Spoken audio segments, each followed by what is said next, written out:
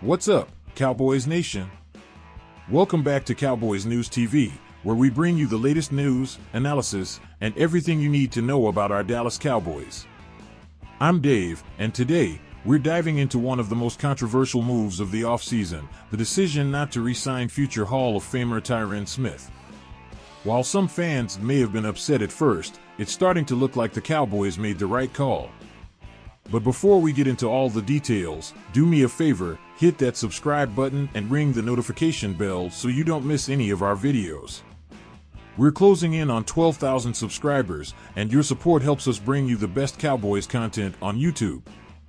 Now, let's talk about Tyron Smith. This guy is a Cowboys legend, no doubt about it. He spent 13 incredible seasons with Dallas, anchoring our offensive line and helping pave the way for some of the best offenses in recent team history. But like all good things, his time in Dallas eventually came to an end, and the Cowboys decided not to bring him back this offseason. Instead, Smith signed with the New York Jets, and so far, things haven't exactly gone according to plan. So, Cowboys Nation, let's start with a question. Were the Cowboys right not to re-sign Tyron Smith? Drop your answers in the comments below, and let's get the conversation started. I'm curious to know what you think, especially after seeing how his season has played out so far with the Jets. Now, here's the thing, Tyron Smith was once one of the most dominant offensive tackles in the NFL. He made 8 Pro Bowls and was the cornerstone of the Cowboys' offensive line for over a decade. But in recent years, injuries have started to pile up. He's had neck issues, back issues, knee issues, you name it. As great as he's been, he's no longer the same player he once was, and that's showing in New York. In his first few games with the Jets, Tyron has struggled. He's already allowed 3 sacks, that's the 4th worst in the league among tackles. Not only that, but he's also committed 4 penalties, which have stalled drives and killed momentum for the Jets' offense. That's 9th worst in the league. To put that into perspective, Smith only allowed 2 sacks in all of last season with the Cowboys, and he's already surpassed that total just a few games into the season with New York. So, what's going on here? It's simple, Father Time is undefeated. Tyron is 34 years old, and for an offensive lineman with his injury history, that's ancient. The Cowboys likely saw the writing on the wall and decided to move forward without him. And while Tyron Smith hasn't been perfect this season, the Cowboys knew it was time to make a change. Cowboys Nation, let me know what you think. Should the Cowboys have kept Tyron Smith for one more year, or did they make the right move by letting him walk? Leave your thoughts in the comments, and don't forget to vote in our community poll on whether Dallas was smart to move on. Now, let's compare some numbers, shall we? In Tyron's 13 years with the Cowboys, he gave up more than 3 sacks in a season just 3 times. That's pretty remarkable, considering the high level of competition he faced every year. But as the injuries piled up, his ability to protect the quarterback started to decline. This season with the Jets is a perfect example of that. According to Sportskeeda, Tyron allowed only 2 sacks through 13 games last season in Dallas. That's impressive for any tackle, especially one who's been dealing with as many injuries as he has.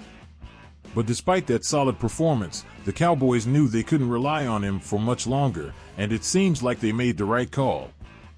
While Smith's struggles with the Jets might not have been as severe had he stayed in Dallas, the risk of injury was just too high for the Cowboys to gamble on him one more time. Let's not forget about the injuries. Tyron Smith missed 14 games in 2020 and 6 games in 2021, and while he managed to play 13 games last season, his body just isn't holding up the way it used to.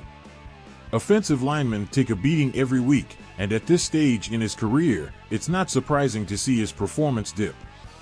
Cowboys fans, here's another question for you. Do you think Tyron's injury history played the biggest role in Dallas letting him go, or do you think it was purely about his performance on the field? Let us know in the comments, and be sure to share your thoughts on how Tyron is doing with the Jets so far this season. Now, don't get me wrong, Tyron Smith will always be a legend in Dallas. His contributions to the Cowboys are undeniable, and he'll be enshrined in the Hall of Fame someday, without a doubt. But football is a business, and the Cowboys had to make a tough decision. And as much as we love Tyron for everything he's done, it looks like they made the right one by moving on. Before we wrap up, let's take a look at the future of the Cowboys' offensive line. Tyron Smith is still young, and while he's had some growing pains, he's shown flashes of being a solid replacement for Tyron. The Cowboys also have some promising depth along the line, which will be key as they navigate the rest of the season. Offensive line play is all about chemistry, and as long as the unit stays healthy, they should be able to hold up and protect Dak Prescott throughout the season. Speaking of the future, Cowboys Nation, let me ask you one last thing. Do you think Tyron Smith is the long-term answer at left tackle, or should the Cowboys look to add more talent to the offensive line in the offseason? Drop your answers below, and let's see what everyone thinks. Your opinions matter, and we love hearing from you in the comments. As we move forward, it's important to keep an eye on how Tyron Smith develops.